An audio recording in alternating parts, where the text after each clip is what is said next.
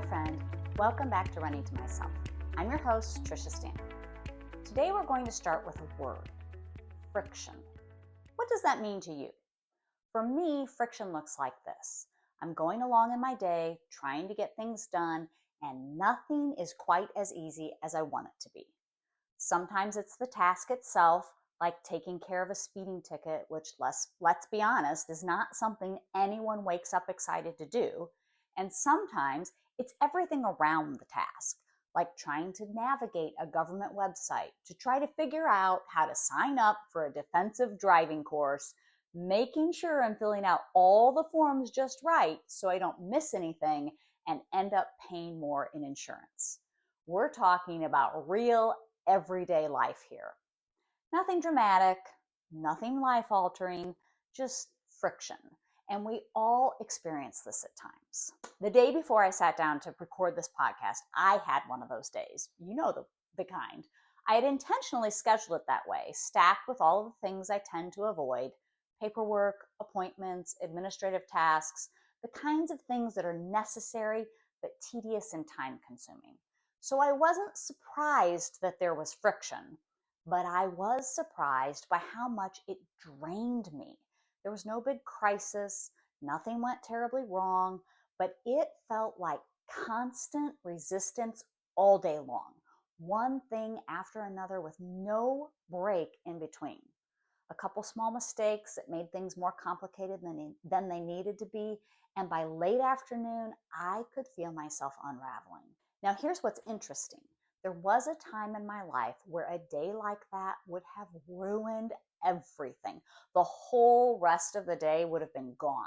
My mood, my energy, my interactions, all of it affected. Sometimes when I reflect back, I can feel a little embarrassed when I think about how easily I used to get derailed by things like this. But here's what's different now. I can experience more friction without falling apart than I used to. And that's a win for me. I think it really matters. It doesn't mean I never get frustrated, and I absolutely do. And it doesn't mean I don't sometimes have a little pity party. But I have grown my capacity for things to be hard. And because of that, I'm not nearly as bothered by inconvenience as I once was. Most days, I can roll with it. And I'm really thankful for that because it frees me up to still look for the good even on the hard days. So today, I want to give you something really practical because when friction shows up, and it will, you don't have to throw in the towel. You can have a way to walk through it. So here are 6 things that help me when I feel myself beginning to get stuck in friction. Number 1, I name the emotion. This is always my starting point. What am I actually feeling? Am I frustrated, overwhelmed, embarrassed, annoyed, angry? Because when everything just feels like a swirl of ugh, it's really hard to move forward. But the moment I name it, I create a little bit of space. I'm able to detach from it rather than be consumed by it. And that space and detachment allow me to see a path forward. Number 2, I look for a solution. Sometimes friction can be reduced. And this is always the best case scenario in my opinion. Maybe I missed something. Maybe there is an easier way. Maybe there's a step I can simplify.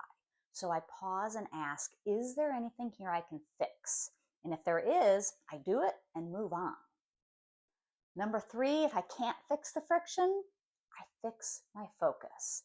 This one is huge because our brains love to pile everything negative together.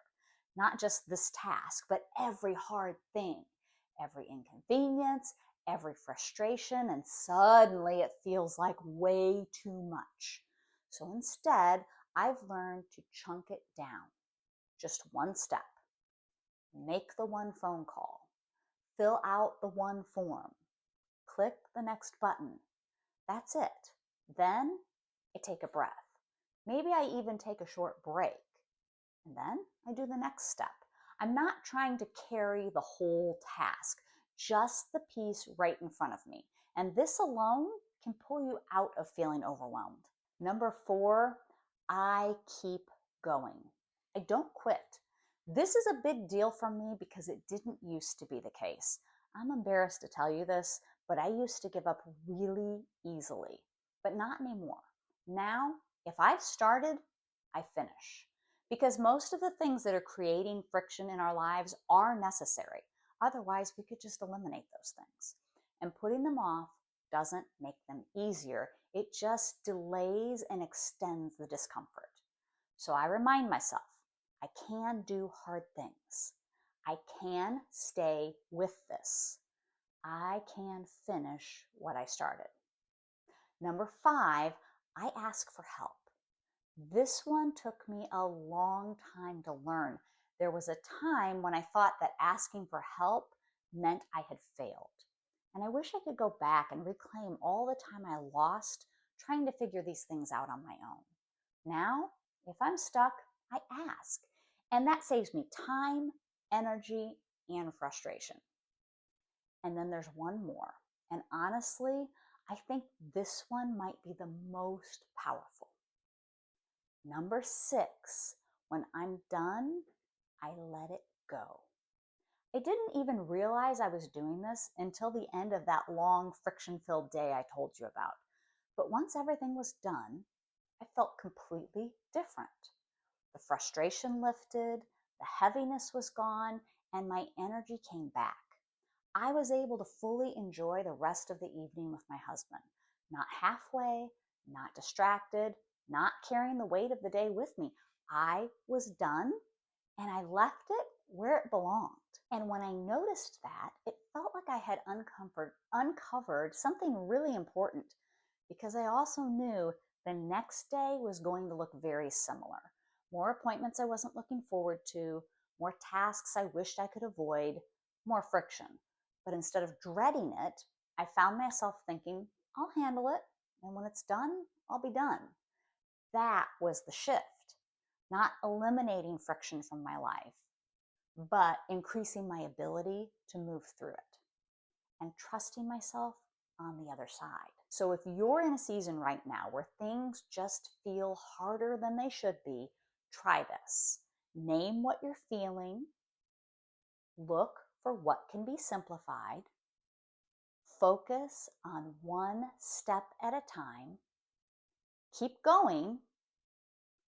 Ask for help. And when it's done, let it go. Because friction isn't the problem. Getting stuck in it is, and you don't have to stay there. I'm so glad you're here. Until next time, keep running to yourself.